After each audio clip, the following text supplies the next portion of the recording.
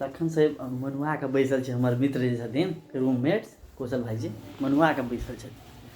कौशल भाईजी पानी तो ठंडो लगै छै कौशल भाईजी नहीं की भेलो कोन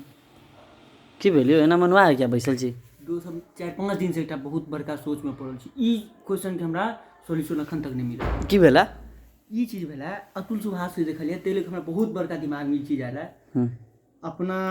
भारत देश से लक भारत देश विदेश नेपाल सबते रहा कि एकटा बेटी से परेशान छी हम एहि सोच में छी जे दशरथ जी कतेक बड़का आशिक छलखिन जे 4टा में बियाह करलखिन हमरा तै लग परेशान छी एहि चीज के हमरा न्याय मिलबाक चाही भाई नहीं तो हम नहीं अहाँ के बियाह भेल बाप रहो हमर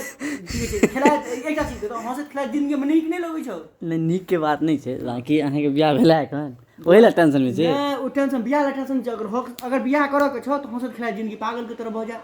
अतुल सुभाष ला बड़ा टेंशन में बड़ छै टेंशन है अतुल सुभाष के ओहि दिन हम चिंतित छलौ हां जे 2 दिन से देखै छी इनका खेबो तेबो नहीं करै छथिन हम पूछे वाला रहिए लेकिन त ऑफिस से लोग परेशान रहै छै ना आदमी अपने नहीं तो हमरा एहि चीज के बड़ अहाँ के सोचाई छला रात के हमरा नींद नहीं होबै छला अच्छा हां बड़ रात नींद नहीं होबै छला सुतै छलौ उमहर चल जाय छलौ उमहर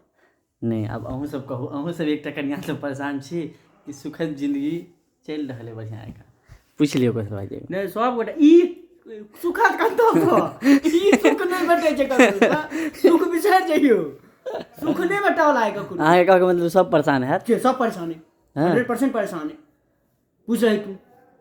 नहीं ये तो बाद में अगर अब ओना झूठ तो सब बाज दै छै आइकाल्हि नहीं तो आधा से की हम कहू 90% आदमी परेशान है कहब यो भाई ई टारगेट कर देने छत सबके सब परेशान है ठीक छै